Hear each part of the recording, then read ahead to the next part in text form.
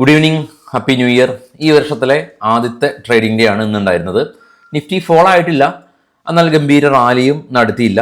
26,100 ലെവലിൽ സസ്റ്റെയിൻ ചെയ്യാനായിട്ട് പറ്റി. പ്രധാനമായിട്ട് ഇന്ന് ഒരുപാട് ഡേറ്റാസ് ഉണ്ടായിരുന്നു. ഒന്ന്, ഓട്ടോ സെയിൽസ് റിപ്പോർട്ട് ഉണ്ടായിരുന്നു, GST റിപ്പോർട്ട് വന്നു. കൂടാതെ തന്നെ സിഗരറ്റ് കമ്പനീസിന് GST വർദ്ധിപ്പിച്ചു എന്നുള്ള ന്യൂസ് ഉണ്ടായിരുന്നു. ഈ റീസൺ കൊണ്ട് ഈ മേഖലയിൽ പെട്ട കമ്പനികളിൽ വലിയ തോതിൽ ഇന്ന് വോളറ്റിലിറ്റി ഉണ്ടായിരുന്നു. ITC പോലുള്ള സ്റ്റോക്കുകൾ ഇടിവ് രേഖപ്പെടുത്തി. വിശദമായിട്ട് തന്നെ നമുക്കിന്ന് വാർത്തയിലേക്ക് കിടക്കാൻ മുമ്പ് ചാനലിൽ എല്ലാവർക്കും, എല്ലാ ട്രേഡിംഗ് സുഹൃത്തുക്കൾക്കും ഷെയർ ചെയ്ത് കൊടുക്കാൻ മറക്കരുത്. നമ്മളുടെ മാർക്കറ്റ് മാത്രമാണ് ഇന്ന് പൊതുവേ ഉണ്ടായിരുന്നത്. ഗ്ലോബൽ മാർക്കറ്റ് ഒന്നടങ്കം ഇന്ന് ന്യൂ ഇയർ കാരണം അവധിയാണ്. ഗ്ലോബൽ മാർക്കറ്റിലേക്ക് നോക്കുമ്പോൾ കാണാൻ സാധിക്കും, ടോപ്പിൽ ഗോൾഡ് $28 ഇടിഞ്ഞ് 4,310, silver $70 per ounce, bit coin $1000 ഇടിഞ്ഞ് 87,000, ബ്രന്റ് ഓയിൽ.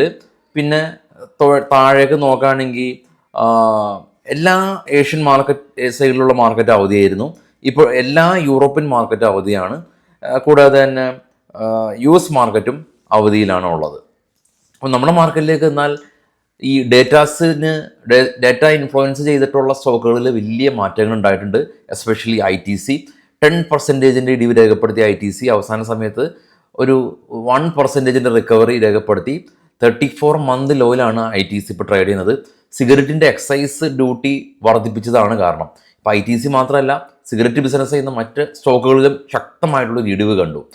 GSTയിലേക്ക് വരുമ്പോൾ നമ്മുടെ GST 1,74,550 കോടിയാണ് ഡിസംബർ 2025 കളക്ട് ചെയ്തിട്ടുള്ളത്.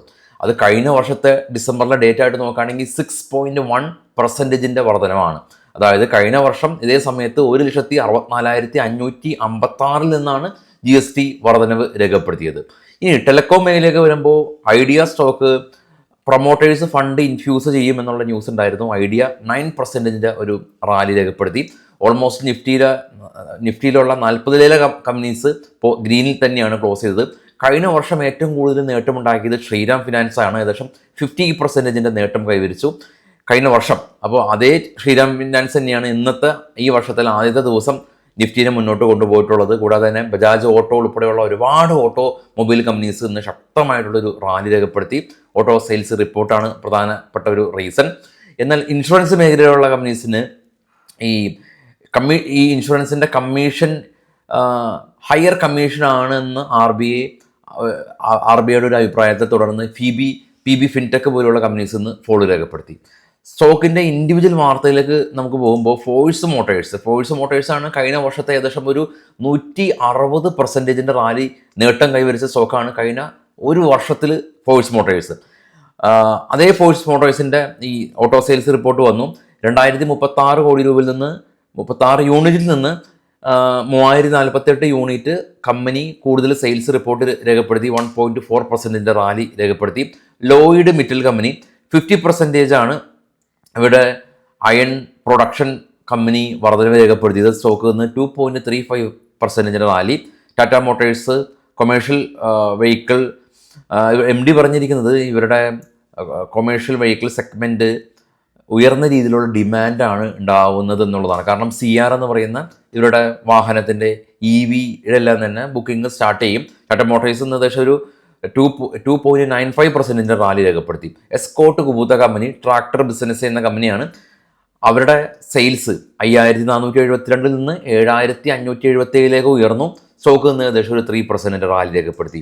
ദേവ് ഇൻഫർമേഷൻ കമ്പനി അവർക്കൊരു പുതിയൊരു ഓർഡർ കിട്ടി, 190 കോടി രൂപയുടെ ഓർഡർ. സ്റ്റോക്ക് നിന്ന് 6% റാലി രേഖപ്പെടുത്തി. ഓല ഇലക്ട്രിക് ഏറെ നാളത്തെ ഇടിവാണ് കമ്പനിക്കുള്ളത്. എന്നാൽ കമ്പനിയുടെ ബിസിനസ് റിക്കവറി മോഡലാണെന്ന് കമ്പനി വൃത്തങ്ങൾ അഭിപ്രായപ്പെട്ടു. സ്റ്റോക്ക് നിന്ന് 3.5% റാലി രേഖപ്പെടുത്തി.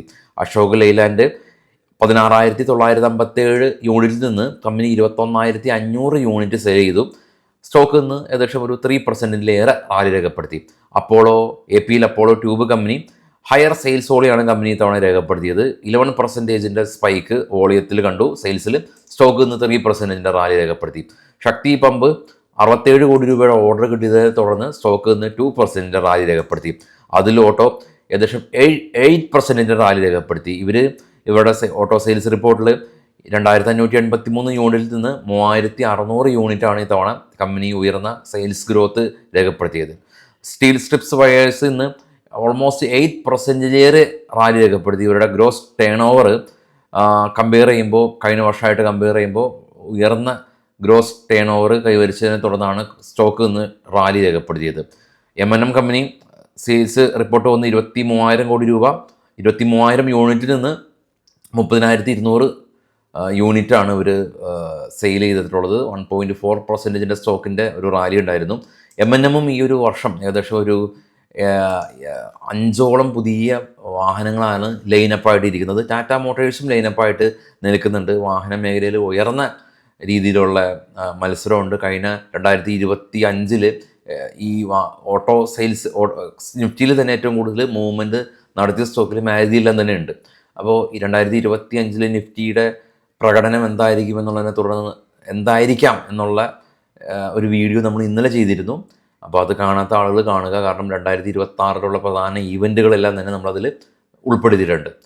അപ്പോൾ വീണ്ടും ശുഭരാത്രി. Thank you.